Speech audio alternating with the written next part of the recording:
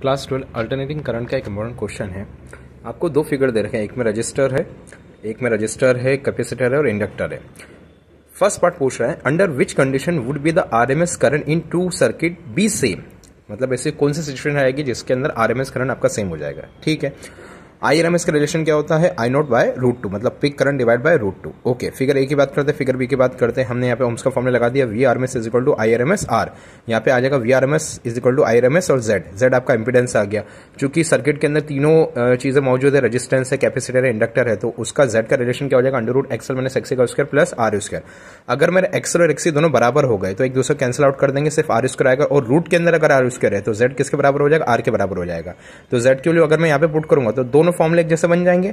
It means ये वो situation है जिसमें आरएमएस करंट, चाहे ये वाली सिचुएशन की बात करें चाहे ये वाली सिचुएशन की बात करें, दोनों में सेम आ गया। मतलब मैं उसकी बात कर रहा हूं, रेजोनेंस की बात कर रहा हूं। तो रेजोनेंस वाली सिचुएशन के अंदर जब एक्सएल एक्सी के बराबर होगा तो आईआरएमएस जो होगी, आईआरएमएस की वैल्यू होगी दोनों सर्किट के अंदर वो सेम होगी।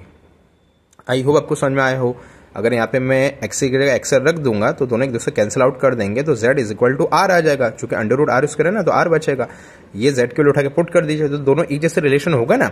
आपका वोल्टेज जो सप्लाइंग वोल्टेज है वो तो कांस्टेंट है, तो आईआरएमएस की वैल्यू भी आपकी सेम आ जाएगी।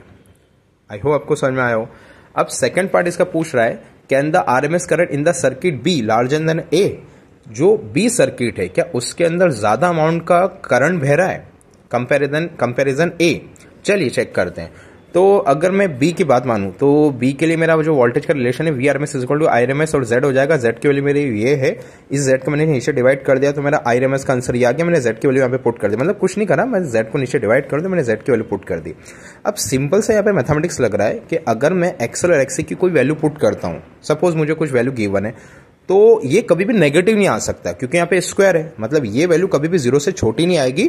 अगर ये इक्वल, एक दूसरे के इक्वल है तो ये जीरो आ जाएगा, मतलब ये वाला टर्म हमेशा पॉजिटिव निकलने वाला है। और अगर इनकी कुछ वैल्यू रही, ये दोनों एक दूसरे के इक्वल नहीं रहे, कुछ वैल्यू रही, तो हमेशा पॉजिटिव वैल्यू आएगी।